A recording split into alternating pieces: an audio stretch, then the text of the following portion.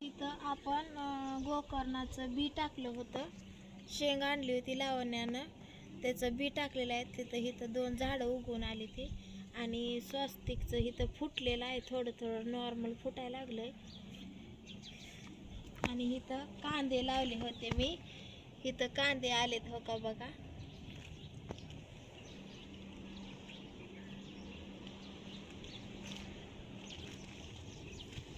आणि इथं मी एक शेंगाचं बी टाकलं होतं, इथं उगवून आलंय. आणि हो का इथं पण येईल उगवून.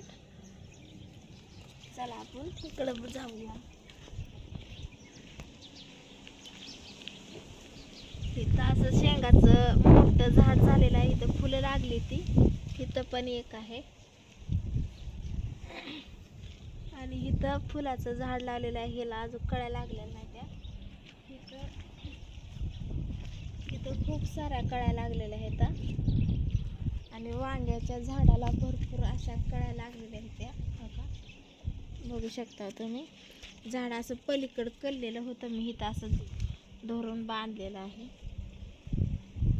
आणि चक्कूच्या झाडाला हा का चक्कू लागलेत हो का.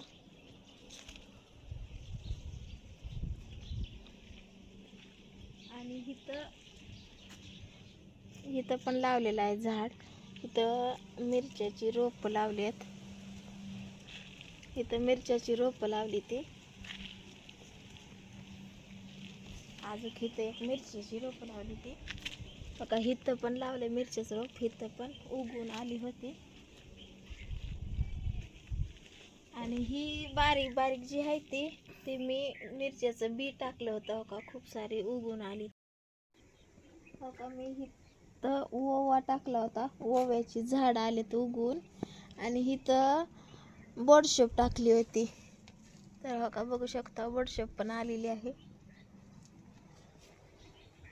आणि ही लावण्याच्या शाळेतून पेरूचं झाड दिलं होतं, ती लावले.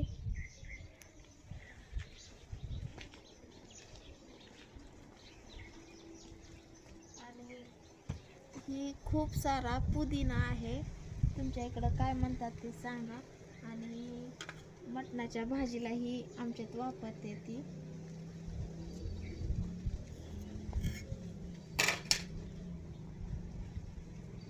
आणि आंब्याची पानं अशी किडत आहेत, वाळून जात आहेत, तर तुमच्या इकडं कोणचं औषध फवारते ती पण सांगा. अशी वाळून गेलेले आहेत, फवारायचं औषध सांगा.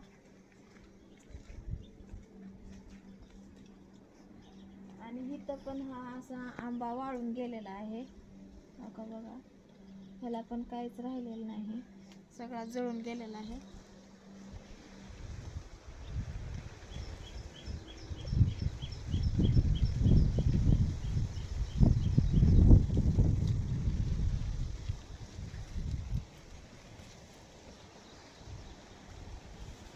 ही अशोकाचं झाड लावण्यानं आणलेलं शाळेतून. आणि ही आंबा आहे ती असा थोडासा वाकडा झाला आहे ह्या सीताफळामुळं असं, आणि इथं वांग्याच्या झाडामुळं पण. आणि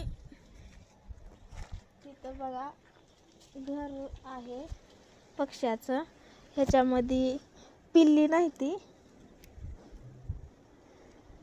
बघू शकता. पावसाचे दिवस असल्यामुळं इथं इचूचं झाड आलेलं आहे बघा, खूप सारं फुटलंय.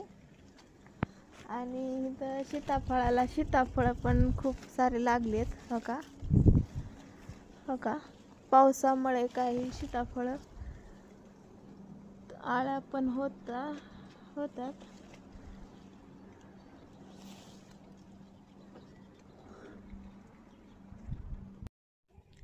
तर आजचा व्हिडिओ कसा वाटला ती कमेंट करून सांगा. Bye bye.